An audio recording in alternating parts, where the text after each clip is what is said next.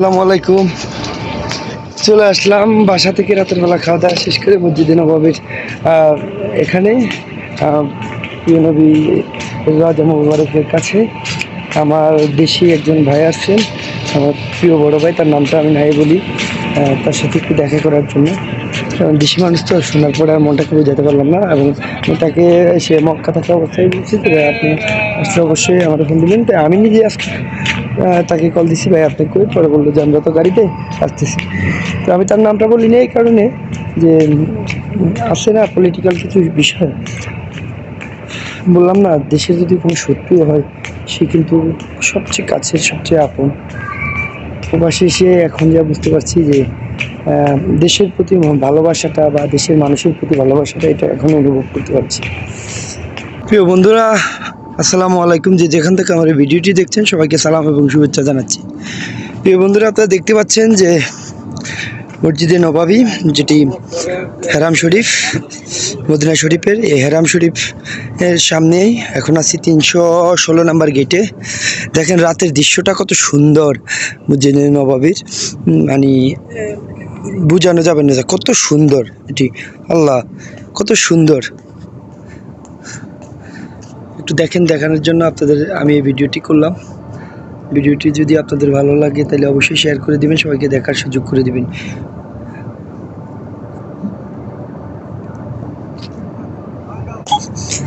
এই যে 316 number gate থেকে আমি যাব 303 নাম্বার গেটে। আপনাদের একটু দেখাই, দেখেন যে হাজিরা মানে মদিনাতে আসার পরে মসজিদে নববীর ভিতরে প্রবেশ করে অনেক হাজিরাই বের হচ্ছে না, মানে এখানে তারা এই যে দেখেন হাজিরা বসে বসে ইবাদত করছেন, যে এখানে আসছে আল্লাহর সন্তুষ্টির জন্য, সেটাই তারা পালন করছেন। দেখেন কি সুন্দর মসজিদে নববী, অনেক সুন্দর, অনেক সুন্দর।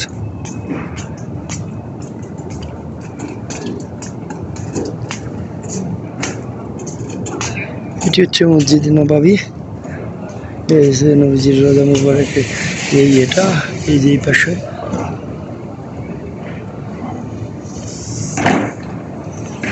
আল্লাহ, ওদের একটু দেখাই, দেখেন রাতের দৃশ্যটা কি সুন্দর। আমি রাত আর আসিনি, আজকে প্রথম রাতের বেলা আসছি।